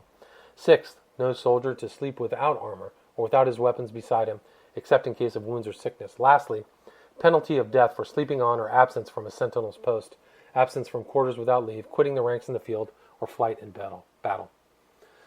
Although a number of our people had served as sailors before, there was a great averseness to the present occasion among them to act as rowers. The general was therefore obliged to make an enquiry, and considering all those who belonged to or who were natives of Palos, Mogur, Triano, El Porto, or any other seaport, who had also been known to have been employed in fishing as being of the profession, he ordered them to the oars, although many of these brought their gentility as an objection, and he would hear none of it, but enforced his orders, by which he obtained 150 who were, as it will appear in the sequel, better situated than any of us who had to bear the weight and dangers of the field. The crews being embarked, each brigantine hoisted a royal standard, and also its peculiar one. At this time arrived the army of our allies of Tlaxcala, under the command of the younger Xicotenga. He brought with him his two brothers. In this army also came some of the warriors of Cholula and Guacho Chinga, but not in any considerable number. The alacrity of the whole body appeared in their arrival a day previous to that appointed. They advanced in a great parade, each chief having a standard with their national device, a white spread eagle embroidered upon it. They entered the town in high spirits, shouting, "Castilla, Castilla, Tlaxcala, Tlaxcala, live the emperor," and it was about 3 hours from the time of the arrival of their advanced party until the rear had come in. Cortez, with many compliments, dismissed them to their quarters, and promising to make them all rich on their return to their native country. We now heard that Mexicans had put to death 3 of our soldiers who had been left by Pizarro in search for mines, one only, named Barrientos, escaping to Chinanta, where he was protected. Our general made his disposition for the attack upon the city of Mexico as follows. Pedro de Alvarado, with 150 infantry, 30 cavalry, 18 musketeers and crossbowmen, and 8,000 Tlaxcalans, was to take post at Tacuba, having to assist him Jorge de Alvarado, his brother Gutierre de Badajo, and Andres de Monororas, each of whom was a captain of a company consisting of 50 infantry, and a third of the crossbowmen and musketeers, the cavalry being commanded by Alvarado in person. To this detachment I was appointed. Dioli, having under him captains de Tapia, Verdugo, Lugo, 30 cavalry, 175 infantry, 20 musketeers and crossbowmen, and 8,000 Indians, was to take post at Coyoacan, and Sandoval with captains, 24 cavalry, 150 infantry, 14 musketeers, and upwards of 8,000 Indians, was to take his post at Iztapalapa. The 2 first-named divisions were to march by the right, the third in the opposite direction. Sandoval's party also had orders not to march until Cortez, who commanded the flotilla in person, should launch out upon the lake. The enemy gave notice by their noises that they were about us in great numbers, and our 2 detachments, it was settled, should on the ensuing day go to cut the aqueduct of Chapultepec. At the time appointed, we set out with our allies, and though the enemy attacked us in our march, we succeeded, destroying the pipes, so that from that day no more fresh water came to Mexico. It was now determined to try our fortune against the city, and see if we could not at least get possession of a bridge upon the causeway of Tacuba. When we arrived there, the immense number of boats and of their troops on the land was a subject of astonishment. By the first volley of their arrows they killed 3 and wounded 30 of our soldiers. Nevertheless, we advanced to the bridge, the enemy, as it were by stratagem, receding, and now we were upon a causeway 20 feet wide, exposed as a butt to the arrows of those on the water to both of our flanks. Our musketry and crossbows had no effect whatever on their canoes, as they were so well protected. As to the cavalry, their hounds were all wounded, and if they pursued the enemy a little distance on the causeway, they were stopped by the parapets which they had built across it, and which they defended with long lances. And when our infantry advanced against them in front, the enemy threw themselves into the water. Thus we were fighting them for upwards of an hour, their numbers increasing from every part of the lake, and our allies only encumbering the causeway. Being utterly unable to resist the enemy who were on the water, we determined to retire, which we did, leaving 8 dead and having above 50 wounded, the enemy pursuing us closely. On the ensuing day, Dioli proceeded with his detachment for Coyoacan. He talked in terms of disapprobation of the preceding expedition, laying the blame on the rashness of Alvarado. We were all solicitous that the two captains should remain together, and certainly their separation was very imprudent, for had the enemy known of the smallness of our number, they would have fallen on and destroyed either detachment during the 4 or 5 days that we were separated, and before the arrival of Cortez with the flotilla. In these two positions our detachments remained for the above period, without venturing to pay another visit to the Mexican causeways. During this time the enemy frequently sent bodies of their troops to the mainland and annoyed us with attacks in our quarters. Sandoval with his detachment left Tezcuco on the 4th day after the feast of Corpus Christi, and marching through a friendly country, arrived in front of the town of Itzapalapa. On his arrival he immediately attacked the enemy in that place and burned many of the houses which were built on the firm ground. But fresh bodies of Mexicans came by both land and water to their relief. While thus occupied, our troops observed a smoke to rise from the top of a hill above the town, which was answered in the same manner at other points round the lake. And this we found to be a signal for the information to the enemy that our flotilla was launched, a circumstance which occasioned them to relax in their hostilities against Sandoval. He now remained unmolested in his insulated situation in a part of the town of Itzapalapa, between which and Coyoacan there were no means of communication but by a causeway which crosses the lake, and the passage of which was impracticable in the face of the enemy. Cortez, when he brought his flotilla on the lake, first went to attack a rock which forms a small island just by Mexico, and on which many of the natives, as well of that neighborhood as of other parts, had taken refuge. As soon as the enemy discovered his intention, their whole force from every part of the lake proceeded against him.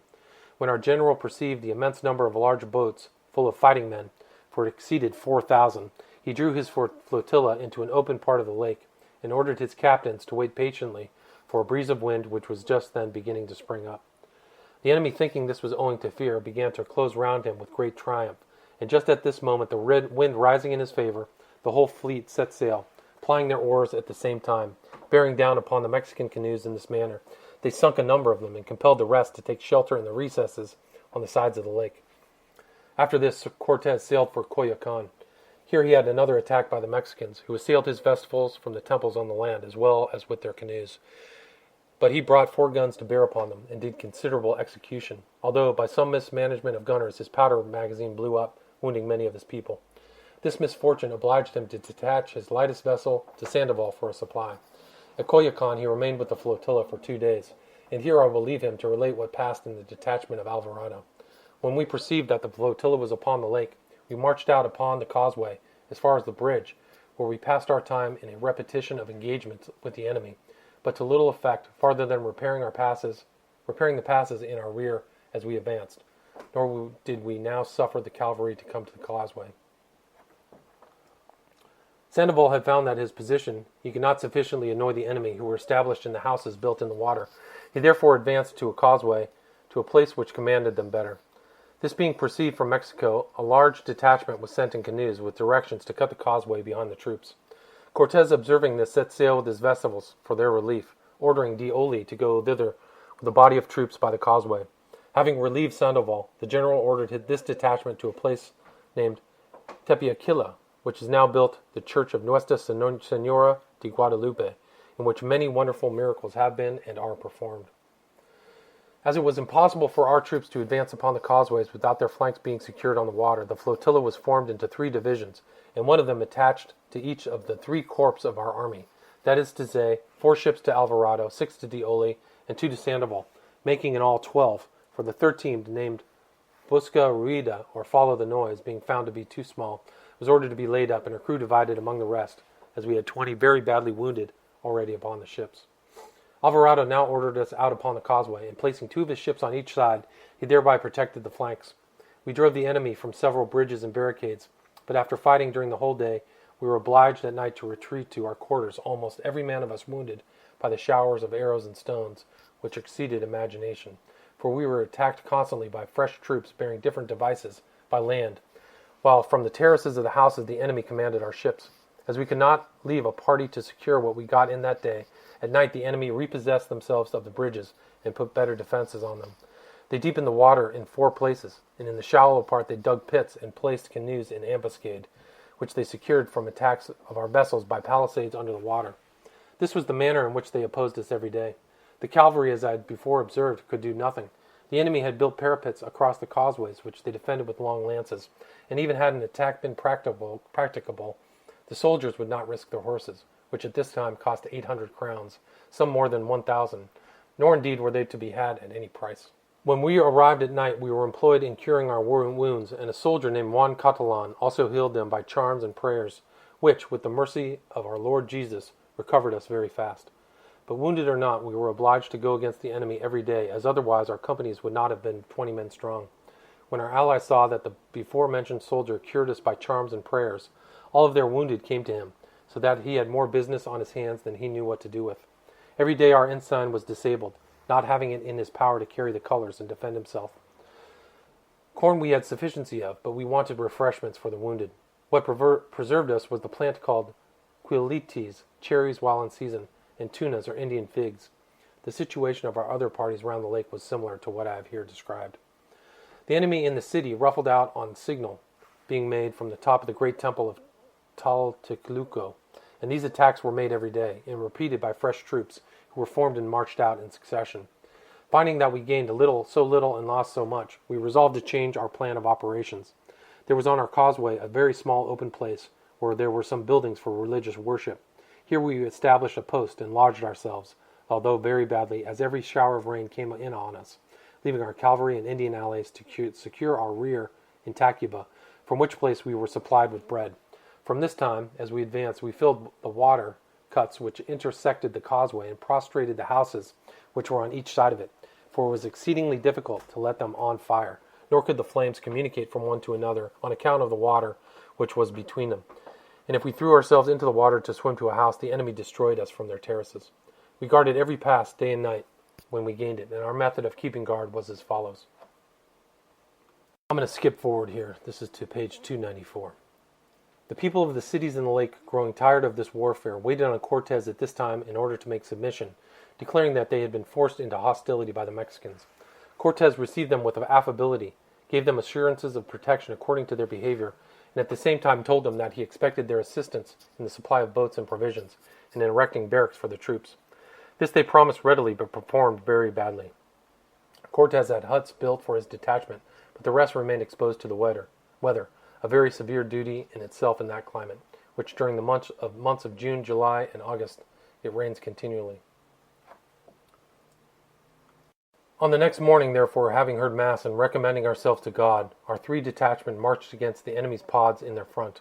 Those commanded by Cortes and Sandoval met with less violent opposition than that which fell to the lot of the division of Alvarado, to which I belonged. In our attack upon the first dike, most of the Spaniards received wounds. 1 was killed, and above 1,000 of our allies killed or wounded. Cortes at first bore down all before him, having driven the enemy from a post where the water was very deep and the causeway very narrow, and was induced to pursue them in their retreat to the city, his Indian allies crowding close after the Spaniards. The enemy induced him by frequent halts and feigned attacks to continue the pursuit, and the causeway had been narrowed to answer their design. It was the will of our Lord that Cortes and his captains should be so negligent as to omit filling the ditch which they had passed. The causeway was also in some parts covered with water and in deep mud. When the enemy saw our Cortes thus run deep into the trap which they had laid, multitudes in canoes sallied out against him and took him on his flanks and rear, his own vessels not being able to approach on account of the palisades. It now became necessary for the troops to retreat, which they did at first with great regularity, but when they came to the narrow pass, as I before have mentioned, the difficulty of the ground, and with the fury of the attack, from a retreat it turned into a race, our people flying before the enemy without attempting to defend themselves. Our Cortes used every exertion to rally them, but in vain. He received a wound in the leg from the enemy on board the canoes at the pass, where they killed 6 of our horses, and carried off 72 Spaniards alive. 6 chiefs seized upon Cortes, but it was the will of God that he should escape, for that valiant soldier, Cristobal de Olea, seeing his general's danger, flew to his assistance, as did another brave man called Lerma. Olea, with his own hand, killed 4 of the 6 Mexican chiefs, gallantly losing his own life in defense of his general, and Lerma escaped with the greatest difficulty. Other soldiers now arrived to the assistance of Cortes. Amongst the number was Quinones, captain of his guards. They took him out of the water in their arms, and placing him on a horse, hurried him off from the crowd of enemies, and shortly after, his major domo named Cristobal de Guzman brought one of his own horses for him. The enemy followed up their attack with ardor, and the unfortunate Guzman, being seized by them, was carried alive to Mexico. Cortes and the shattered remains of his troops, pursued to the last, arrived with great difficulty at their quarters, where I will leave them for the present to relate what happened in the division commanded by Alvarado. After our first attack, wherein we defeated the enemy, as we were advancing, we were met by fresh troops in great parade, bearing plumes of feathers and devices on their standards. When we came near them, they threw down before us 5 bleeding heads, crying out to us that they were those of Cortes and his officers, and that we should meet the same fate with our companions. They then marched up, and fighting us foot to foot, compelled us to retreat. We, as usual, called to our allies to clear the way for us, but in the present case there was no occasion. The sight of the bloody heads had done it effectually, nor did one of them remain on the causeway to impede our retreat. Before we arrived at our quarters, and while the enemy was pursuing us, we heard their shrill timbrels and the dismal sound of the great drum from the top of the principal temple of the god of war, which overlooked the whole city. Its mournful noise was such as may be imagined the music of the infernal gods, and it might be heard at the distance of almost 3 leagues. They were then sacrificing the hearts of 10 of our companions to their idols. Shortly after this, the king of Mexico's horn was blown, giving notice to his captains that they were then to take their enemies prisoner or die in the attempt. It is impossible to describe the fury which they closed upon us when they heard this signal. Though all is as perfect to my recollection as if passing before my eyes, it is utterly beyond my power to describe. All I can say is it was God's will that we should escape from their hands and get back to the safety of our post. Praise be He for His mercies now and at all other times. Our new allies on the lake had suffered considerably by the enemy, having lost half their canoes, but they continued firm to us, from animosity to them, or contented themselves with being mere lookers-on and did not molest us.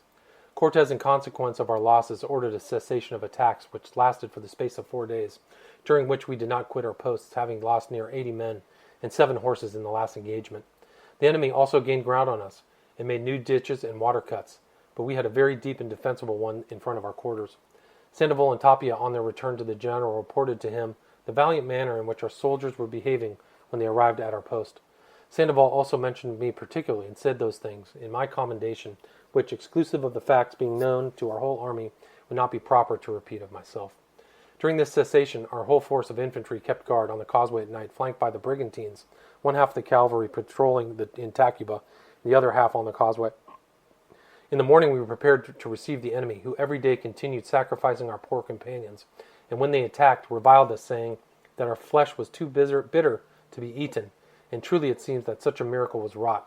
For 5 days together the enemy continued their assaults, being promised, as they said, our destruction by their gods, within the space of 8 days. But their gods, as it appears to me, were perverse and treacherous to them, not permitting them to think of peace, and thus leading them to ruin. This language, however, and the last menace in particular, had such an effect upon our allies, together with the bad appearance of our affairs, that they almost entirely deserted us in the course of a night. During each night of this period, the enemy continued beating their accursed drum in the great temple. Nothing can equal the dismal impression its sound conveyed. They were then in the execution of their infernal ceremonies. The whole place was illuminated, and their shrieks at certain intervals pierced the air. For 10 nights together they were thus employed in putting to death our unfortunate companions. Cristobal de Guzman was the last sacrificed. He was in their hands 18 days. This we were informed of by some of our prisoners, and for every sacrifice we were told that their war god renewed to them the promise of victory. The enemy at times during the foregoing period brought our own crossbows against us, and made the unfortunate prisoners shoot them. But our post derived its safety from the excellent management of 2 guns under Medrano. And we still advanced, gaining every day a bridge or a parapet. Our vessels also continually intercepted their canoes loaded with provision and water, also those of which were employed in procuring that nutritive substance by which dry resembles cheese, and is found at the bottom of the lake. In this manner of proceeding 12 or 13 days had now passed. Our lives therefore exceeded the date allowed them by the prediction of the Mexican priests. This gave our allies courage, and in compliance with the requisition of our steady friend Suchel, 2,000 warriors from Tezcuco returned to us. Our general thought the present a good juncture to offer peace to the Mexicans. He therefore proposed to 3 of his principal prisoners to go with his message to their king, Guatemotzin, but they declined it, alleging that he would certainly put them to death. At length, however, he prevailed with them to carry his proposal, which was to this purport, that from the affectation he bore to all the family of the great Montezuma, in order to prevent the destruction of that great city and the loss of lives, he was willing to treat of peace, calling for the recollection of Guatemala, that his troops and people were cut off from provisions and water, and all those nations which had formerly been vassals of Mexico were now the allies of the Spaniards, and with many more strong arguments of the same purpose, which the ambassadors very well understood. Previous to their going, they desired that the general would provide them with a letter, under which authority they waited on the monarch, sobbing and wailing bitterly, as knowing the danger which attended their business. At first Guatemala and his chiefs appeared enraged, but the moderation of his disposition prevailed, and he resolved to call a council composed of the princes, chiefs, and priests of the city. Guatemala opened the business by expressing his own inclination to come into terms, exposing the inefficacy of their resistance, the desertion of their allies, and the distresses of the people. The priests took the opposite position. They represented the conduct of the Spaniards from the first, their treatment of his uncle, the great Montezuma, of Cacamatzin, and of various other princes as soon as they had got them in their power, and also the death of the two sons of Montezuma, which they laid to their charge, the destruction and waste of the wealth of Mexico, and the marks of slavery with which they had branded other nations. They reminded him of his own martial fame and conduct, of the insidiousness of Cortes and his officers, and of the promises of victory they had obtained from their gods. Guatemala then expressed his determination to fight to the last man and gave orders to spare the provisions as much as possible, to sink wells in various places, and to endeavor to obtain supplies by night. Our army remained at their posts for 2 days quietly, expecting the answer from Mexico. We were then attacked at all points by great bodies of the enemy, who fell on us like lions, closing upon and endeavoring to seize us into their hands whenever the horn of Guatemala was sounded.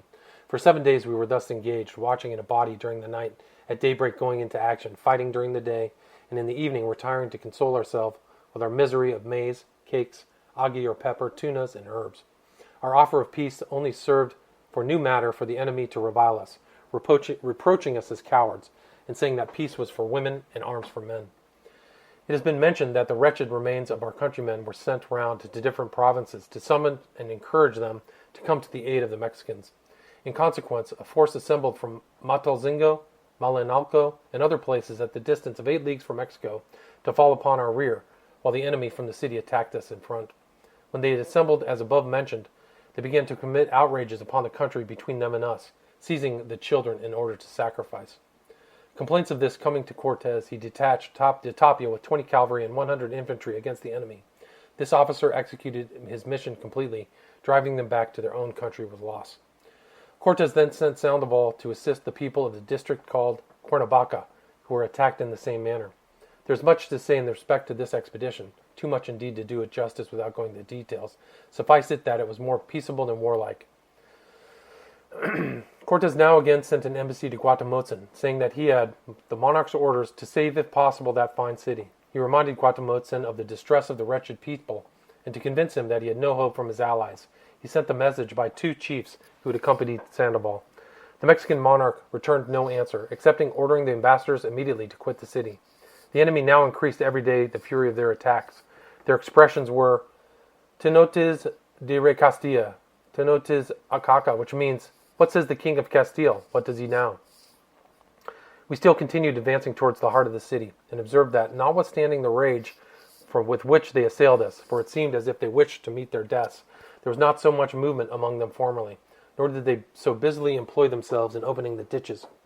We also had cause for reflection of a less pleasant nature, which was, that our powder was almost reduced to nothing. At this moment, most fortunately, arrived at the port of Villarica a vessel with soldiers and ordnance stores, one of an armament fitted out by the Ion, which had been destroyed or dispersed near the islands of Florida.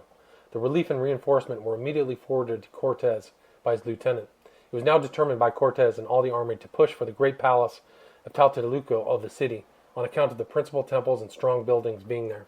Each of our detachments therefore advanced for the purpose. Cortes got possession of a small square at which were some temples. In those temples were beams, whereupon were placed the heads of many of our soldiers. Their hair and beards had much grown. I could not have believed it had I not seen it with my own eyes in 3 days after, when our party had advanced near enough to get a few of them, after having filled 2 canals. I recognized the features of 3 of our friends, and tears came into my eyes at the sight. In 12 days they were all buried by us in that which is now named the Church of the Martyrs. The detachment of Alvarado continued to advance, and after an engagement of 2 hours forced the enemy from their barricades in the great square. The cavalry now rendered good service in the open space, and the enemy were driven before us into the temple, of the war god Alvarado divided his forces into three bodies, and while he occupied the attention of the enemy with two, he ordered the third, commanded by Badajoz, to drive them from and take possession of the great temple. The enemy, headed by their priests, occupied the adoratories or sanctuaries of their idols, and repulsed our troops, driving them down the steps, which being observed by Alvarado, he then sent us to support them. And on our arrival, having ascended to the top, we completely drove the enemy from that post, and having done which, we set fire to the images of their false gods, and planted our standard on the summit of the temple.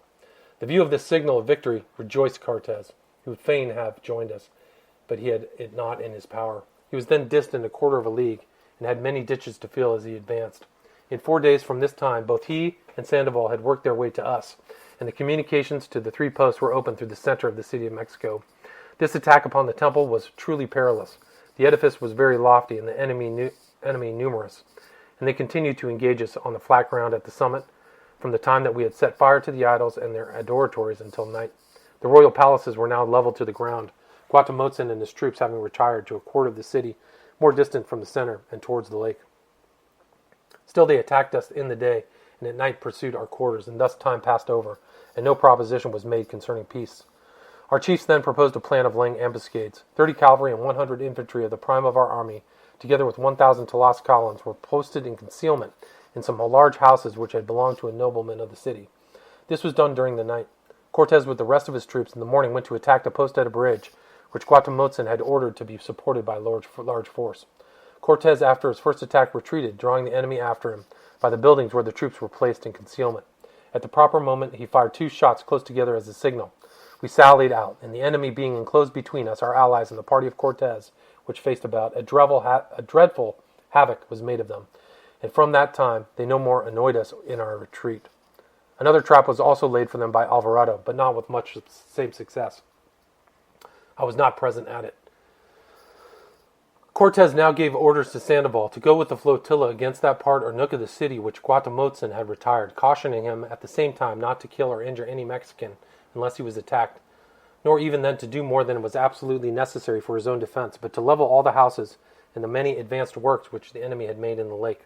Cortes ascended then into the great temple, with several of his officers and soldiers, to observe the movements of his fleet. When Sandoval approached the quarters of Guatemotzin, that prince, who had great apprehensions of being made prisoner, availed himself of the preparations which he had made for his escape, in embarking himself, his family, his courtiers, and officers with their most valuable effect on board 50 large piraguas. The whole body set off for the mainland, as did all his nobility and chiefs in various directions. Sandoval, who was at this time occupied in making his way by tearing down the houses, received immediate notice of the flight of Guatemotzin.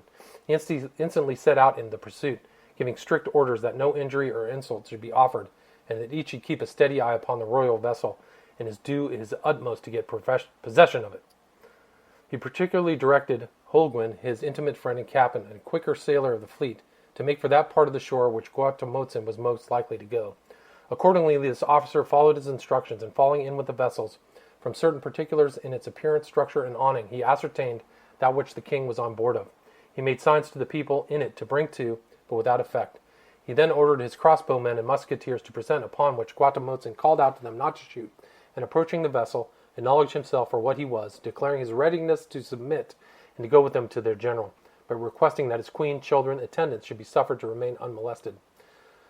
Holguin received him with the greatest respect, together with his queen and 20 of his nobility. He seated them on the poop of his ship and provided refreshments to them, commanding that the piraguas which carrying the king's effects should follow untouched. Cortes went forward to meet them, and embracing Guatemotzin, treated him and his attendants with every mark of respect. The unfortunate monarch, with tears in his eyes and sinking under affliction, then addressed him in the following words: "Melanson, I have done that which was my duty in the defense of my kingdom and people.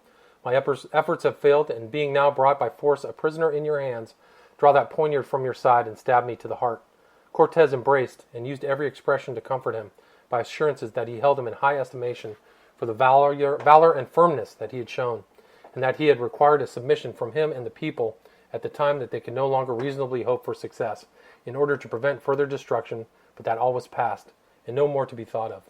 He should continue to reign over the people as he had done before. Thus was the siege of Mexico brought to a conclusion by the capture of Guatemotzin and his chiefs on the 13th of August, in the hour of Vespers, being the day of Saint Hippolytus, in the year of our Lord 1521. Glorified be our Lord Jesus Christ and Our Lady, the Virgin Holy Mary, his blessed Mother. Amen.